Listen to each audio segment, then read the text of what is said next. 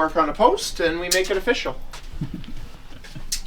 And this stuff you can kind of work on this because it's not like you're going to open and a big crowd's going to walk in. No, right? no. And you know what? Today we'll get a few staggered people here and there, and you know what? I don't care if nobody comes and people just keep sending us message of love, right? That's what it's all about. Oh yeah.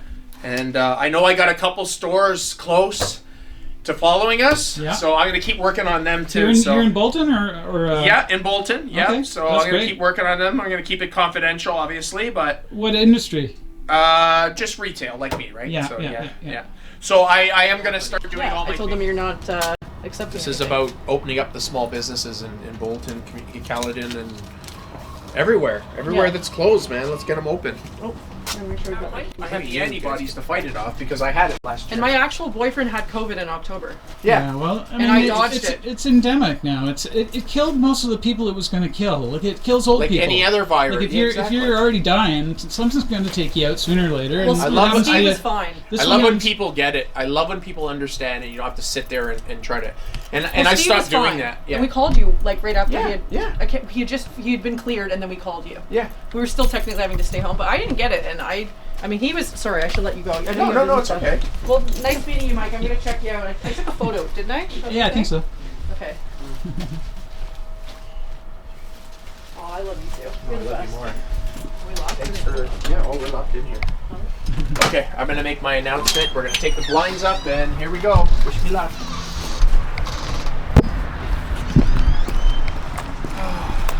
I don't get nervous anymore now, right? You know what? And all the OPP are amazing. I love the OPP, man. Okay. Just take it here. Yeah. Thank you. Just keep most of them are good guys. They don't want to do shit like that. They're just trying to keep things peaceful and you know they got a shitty job actually. You know it's hard. Yeah. As long as you when you have like news people and stuff and you've got people coming in, as long as you be respectful. As long as people see you following the protocol, you got your stuff going. Yeah. No one can complain. Yeah. No one can complain. Well, they can complain, but what the hell? Yeah, exactly. They can bite our. You know what? Exactly. We'll Bye. talk soon. Thanks for the support, eh? No problem. Nice meeting you, Mike. Take care. This is Mike Bear with Free Speech Media. I'm here with Derrick Noble. And Derrick, tell us your story. I'm going to keep it really brief because we've told the story a bunch of times and I don't want to waste anybody's time. Basically, we found out we were getting locked down and we had 48 hours to comply. So that would have put us to the Monday, I believe it was a Monday. I mean, I got set up for the, we opened a couple days there. We had some great sales. And I'm like, oh my God, we got to go back to lockdown. This is going to kill us. This is going to kill more small businesses. This is just ridiculous. And I said to myself on the Sunday night, I said, screw this. I'm staying open. And when I only told a couple friends. And of course, a couple shop owners. And I hear $10,000 fine. You know, when you hear that, you get scared. And I froze up. And I know the Monday I opened curbside and the Tuesday. And I mean, for curbside, it was okay. But I know we're doing 20% of what we should be doing, right? So I went home and I was just like, I was pissed. Like, I was like, F this. And I bumped into someone at the local grocery store, Garden Foods, and had a conversation with them. And I said, you know what? I really feel like I should open. And they're like, you know what? You should go for it. They're essential. They're open right now. She goes, you should go for it. I said, and I went home and I thought long and hard. And I said, you know what? And I announced it. We're opening. And, the Adamson thing was going on at the time, too. Yeah. So, which was a good, bad thing, right? Like, I mean, and I've said this, I've gone on record saying that I'm so proud of that man for what he did. Yeah, for sure. He actually sent me a message when he found out I'm opening, and I talked to him, and I said I was proud of what he did. But at the same time, I don't believe in the way that he did it is the way I wanted to do it. Sure. I wanted to follow certain protocol. Sure. That way they didn't, we're social distancing now, but you could see the mask is ready to go if I have anybody walk in.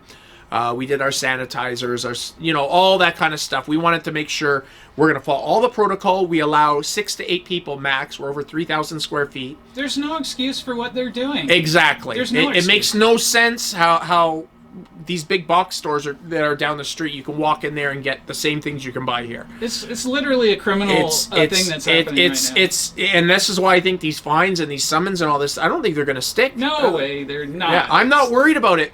Anyway, so I'll try to. Sorry, I know I can yap on here, but basically, I made the announcement. I think it was around the Wednesday, and I mean, you're going to get 1 out of every 100 people that just blah blah blah. You're not essential. Blah blah. It doesn't matter what I'm selling here. You know, we have some essential items here. I'm not going to lie.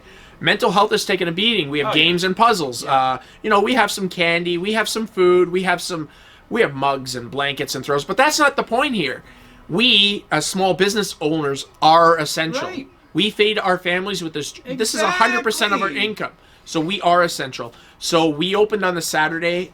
0 incidents, I might add. People lining up. You could see the smiles under their masks. Social distancing. We kept a record of how many people were actually in the store. Everything was perfect. Yeah. We took the Sunday off because I was going through a very, very emotional time.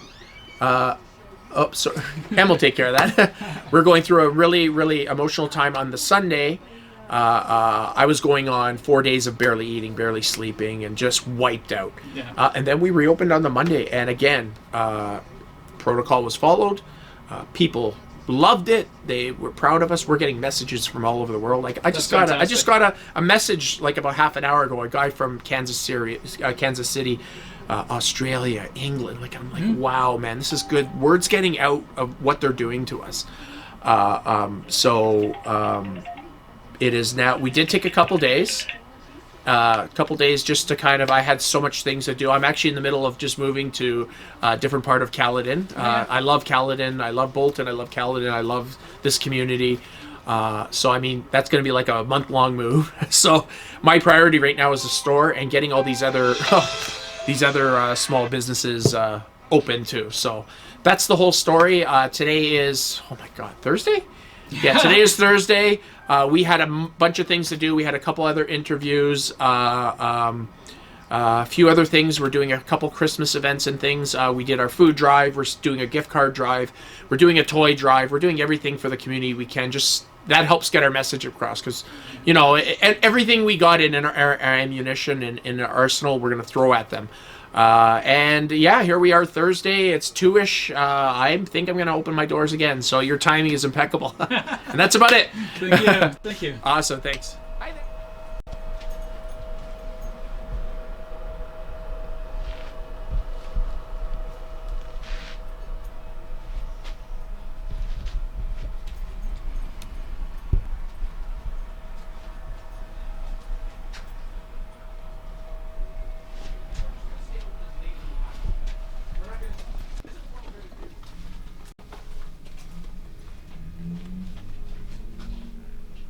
How long you been photographing, Mike?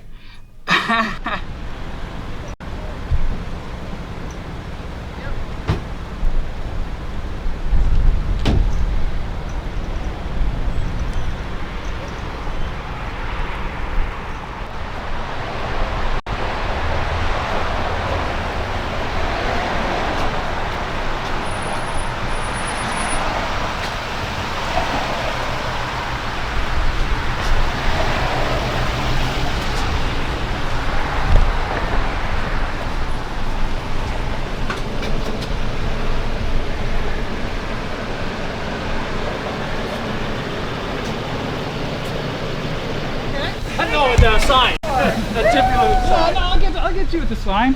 Come in front of it. Hey, so where are you from? Well, I'm independent. I just started my own channel. Oh, did you? What channel is that? It's called Free Speech Media. Free Speech Media. Yeah. Oh my God! So that's why you're here, because Derrick certainly has free speech. Yeah, he sure does. Let me turn this one off, and I'll turn these ones on, because that one's probably going to blind you. That's quite the camera. Yeah, it's a fun little rig, eh? It's just for playing with, right? Well, you gotta have your toys, right? So freedom of speech. I'm Mike with Mike Bear with Free Speech Media, and I'm here with Brian Fetterly. Brian. You're I'm on the this owner of the franchise? Jiffy Lube, yeah. Okay, cool. Tell me a little bit about your business. Well, I've been here for 14 years. It's a family-run business, and through this pandemic, we've been stressed, but we've had to do a lot of changes. Yeah. But we've managed to survive. So the government allows us to stay open as long as we social distance and wear our masks and wash our hands and keep our customers in our car.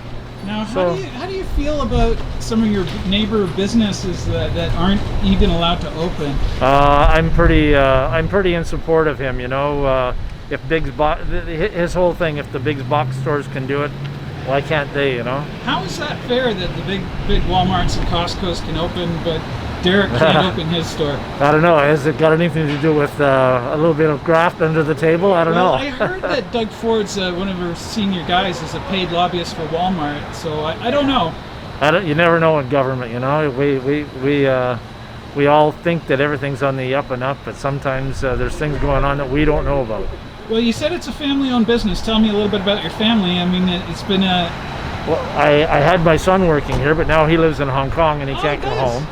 So my daughter's here. That's my daughter over there. My wife does her book work, and I run the business. Oh, that's great. So it's a franchise, but yeah. You know, I retired from Xerox and came here and bought this, and wow. What were you doing at Xerox? just service work. Okay. Yeah. Okay. So I've been kind of a mechanic my whole life. Oh, and yeah. So you're a handy guy. You fix stuff. This fit, yeah.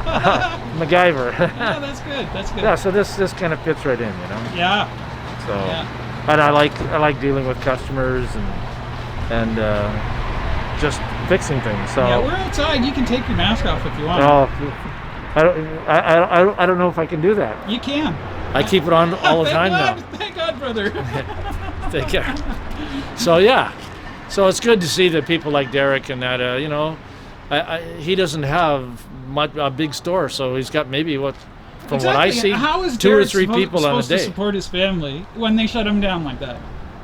Well, you know that's true, but there are cases where I think stores need to do a better job at social distancing. I mean, you know, I have a friend that's a manager of Winners, and they can have up to 380 people in their store. Yeah, but the restaurants could only have 10? Yeah, it's like, you know, there seems to be, but you know, we're all figuring this out too, you know. Well, sure, but it sure seems like, you know, there was a Chinese virus and people panicked and the whole world went insane. Yeah, well, if you had loved ones that got sick, then yeah. I mean, but my health is many of my staff, their families' health is compromised. My wife, including myself, I'm a cancer survivor. okay. I don't want to be getting this virus because you know, and that's what I worry about is Yeah. you know I think if people do their due diligence and wear their masks and wash their hands and stay away from people. The latest academic studies have shown that the masks are not effective.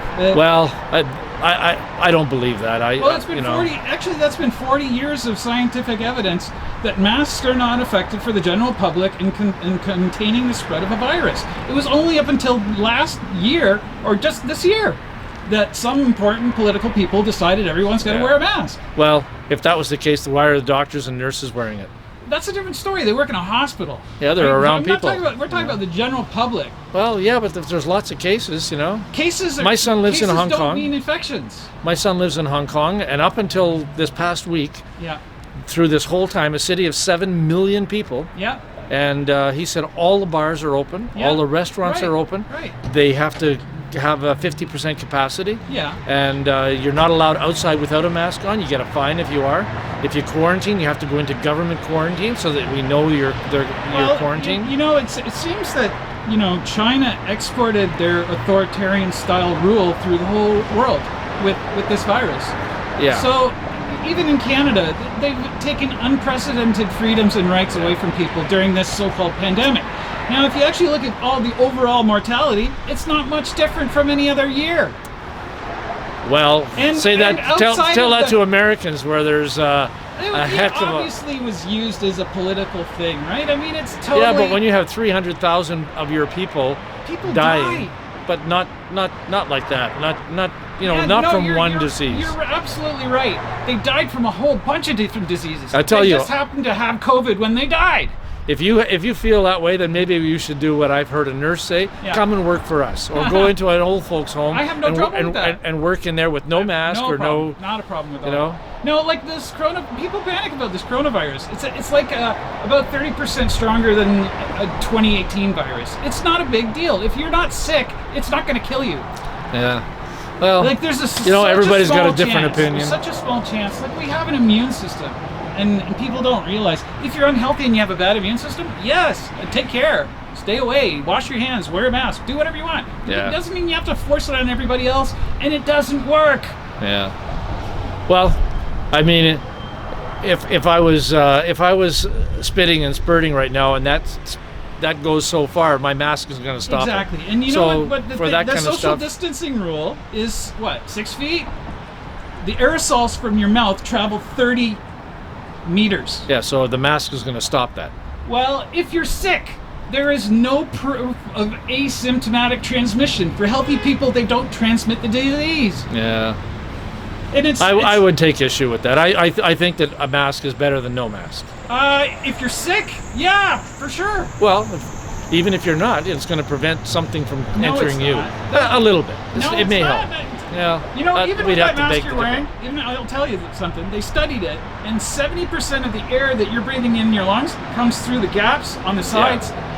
So Yeah, it's a direct spittle coming out of your mouth, and I've never been so aware of it. Now that I wear this, when I wasn't wearing it, and we were operating here at the first of the pandemic, I could see a spittle coming out of my mouth. So this prevents that large droplet from going somewhere and landing on something where somebody can touch it. And so I'm not an anti-masker, but I do believe that maybe we've gone a little bit too far. do you think it's okay that the government puts a gun to everybody's head and forces them to wear Well, it? you know, I believe that that we all have a right to our freedoms, but This has been the single largest violation of the Charter of Rights and Freedoms in Canadian history. well, I think during the last pandemic they did the same thing. No, they didn't. When did they lock down and basically arrest everybody? Well, no one's been arrested for this, but But people are confined to their homes. well, if they've got the virus, then they're got to be confined to their homes. If That's they've got what virus? And even if they had the the virus, coronavirus. Yeah. that's the thing. What they found is that even quarantining people that have the virus doesn't stop the spread of the virus. Well, I The guess virus is not, there is no more pandemic. It is endemic. It's here. It's never going away. It's here. it probably is. Probably is. We need to get vaccinated and with a good vaccine to prevent it. Okay, let's put this into perspective. You're talking about taking a vaccine that's never had any long-term safety testing for an illness that 99.9% of people survive. If you're healthy, it's next to impossible that you're going to die from coronavirus or call it whatever you want. I mean, COVID. It's funny when they tried to come up with the name for this disease. They wanted to stay away from SARS because SARS sounded scary and the Asians would get panicked. Yeah. So they came up with COVID. And what happened? The whole world panicked. Well, go to a country like Russia where there is Full-time a oppression. big no, not oppression, big problem with this virus. In the United States, we're lucky in Canada that we've addressed it the way we have. I think we've done a good job of addressing it. So that's my personal feeling. So I don't like the fact that people are losing their businesses. Being an owner myself, a business owner, we had some hard times at the beginning, but we're the lucky ones. We've been allowed to be open because we've been deemed necessary. Well, what's the difference between getting an oil change and getting shopping for your Christmas toys? Well, your cars need to have an oil change if you're driving them. It's essential. It's essential to get your snow tires on. We change snow tires here. That's a safety thing. So, I'll agree with that one. you have to get that work done in your car. Yeah. But I think an oil change in your car is essential because many cars that come in here don't have oil in them or very little. The grandmother that just bought a $100 gift card for her grandson, and that's not essential. It's not essential, but it's essential for the value or for the livelihood of the proprietor. That's what it's essential for. So good on him. He's made a statement, and I agree with his statement. But he's still following protocol. He's still doing what he needs to do, and that's what we need to do. If you want to stay open and stay in business, you need to follow protocol. So great for Derrick. He's done a good job on that. So I applaud him. Unfortunately, or fortunately for me, I haven't had to go that route. So even Ed's Jewelers. Ed's. I'm here 13, 14 years now, and I don't think I've ever seen more than 4 people in that store at one time. Yeah, so they don't have any problem there. It's the stores that have more people in them, I think. That's my feeling. You go to Costco, and how many people are in Costco? A lot. Yeah. So the chances, numerically, are probably much higher of you coming into contact with that virus at a big box store because there's so many people there. But So- if you're not ill, it's not really something to be super concerned about. Well, because you're not gonna that's die from it. No, but you might get it and pass it on to somebody else that is ill. You have to take precautions.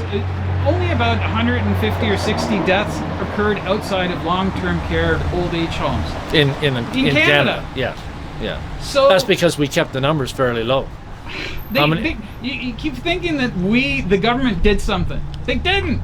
They Well- didn't. All of their things were totally ineffective. I think you can't say that because you don't know that they were ineffective. Let's Then take a our look at numbers are a Sweden. lot Let's lower take than a they look were at in the Sweden. States. Sweden's been open the whole time. Look, yeah, and Sweden tried to do the no masking, no Sweden's do got nothing. one of the lowest right now in Europe. Yeah. So it peaked and then it dropped off, like everybody else. And then, like every kind of virus that we have, every flu that we get every year. yeah. I guess we'll see what happens. It's all proof will be in the pudding at the end. And know. we'll look back on 2020 and what will they say about 2020? Yeah. You tell me. Who knows? 2020, they'll. I don't know. I don't know what year. they'll say. A wasted It'll probably year. say it was a wasted year, yeah. But A year that devastated 60% Depends on who of you small ask. businesses and Yeah. bankrupted them. that's unfortunate, yeah. Unfortunate is an understatement. Yeah, you're It's probably a right. tragedy. Yeah. It's really a tragedy. But let's face it. I was talking with the jeweler, and he said his business is down like 80%. Yeah. Right? I mean, who's going to buy jewelry like just, without seeing it? Yeah. But you have to also think our government spent an awful lot of money Oh, they sure did. creating a generation of kids that don't want to work because I can't Yeah. hire anybody. Well, No it one is applies messed for up. my job. It is messed up. And I have agree. so many friends that own businesses, Yeah. they can't hire people because yeah. it's easier for them to collect and be at home Oh, sure. than to Well, go out. many people disturb, just basically, they just gave up seeking employment, right? I mean, they don't want to. Why would you work when the government's going to give you free money? That's right. More like low income people, they'd much rather have served than anything else. Yeah. Well, talk to the people that came through the depression that Take care. Take care. Talk to the people that came through the depression that valued work. Oh yeah. I'm an older generation. I value work. I've never been unemployed a day in my life. I talked to a farmer in Milton who said that people would ride their bicycle from downtown to Toronto to Milton to pick apples for $1 a day. Yeah. They had a work ethic. They valued what work does for them. I don't think many of our younger generation doesn't Very value unprepared. that. They're very unprepared for the world. And not only that, it's a different subject, but I think the younger generation wants to go into jobs that are not necessarily the old traditional jobs. The fact that you can't hire bricklayers today Yeah. to brick a house. Or stonemasons. The value of a house is going to skyrocket because nobody wants to go into that profession. So those issues are not necessarily caused by this, but by this, the way the state of the economy, the state of everything. Right? So It's actually all government It's the interference. It's government interference I that's don't created believe all of that. I don't believe that. You don't think that If you didn't have if- government interference in things, you would create all kinds of other problems. Governments have to interfere in places. Absolutely, they have to interfere. There's 3 core functions that we need the government for: the police, national defense, and the court system. Oh yeah, And that's it. that's it. That's it. So you don't think that if the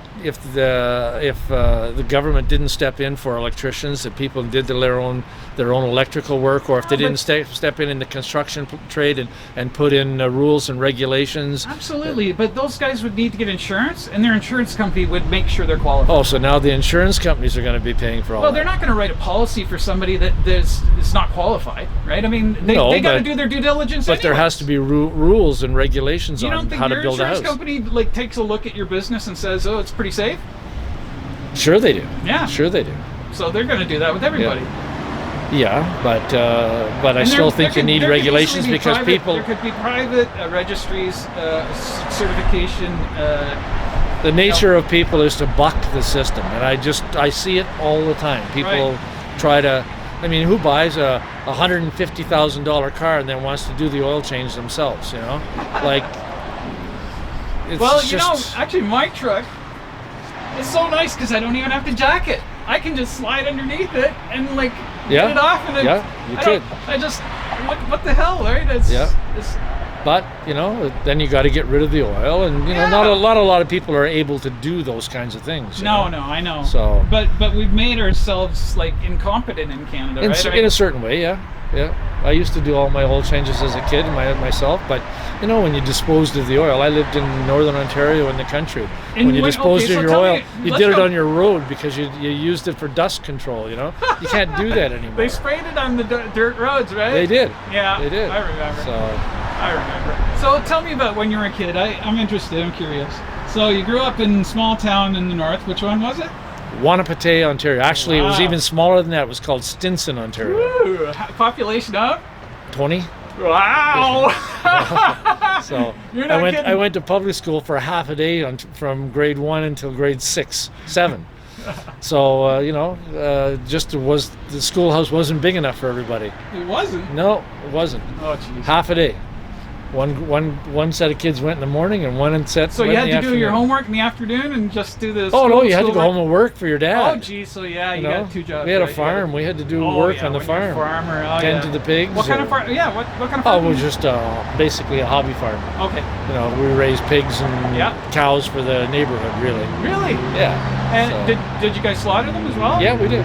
Oh, Everybody geez. would buy their own, and we kept it on our property, and then at harvest Did time. you put them we- on a spit and like roast them like? No, we'd butcher chop them them. and Oh, take okay. them to a butcher and have them all cut up into whatever meat people wanted. I so. thought figured in the summertime you'd try one on a spit and like do the rotisserie style, the native style. I've done that. I've done it, but it's Some places they stuff it like with herbs and stuff. They take it's really nice. You roast it Yeah. for like 2-3 hours and it's like super tender and crispy skin. Yeah. It happens, but I never. Our family never did that. No. I grew up in a very large family, so Yeah. How many kids? in my family there was 9 of us, but in my father's family, interestingly enough, there was 42. Wow. 42 people. Wow. So and that was from one man. 3 different women. Oh my gosh. His wives passed away. Oh my gosh. And he had 3 women, 42 children that we know Wow. of. Wow. That's Came from the amazing. Caledon area where the Dion quintuplets were born.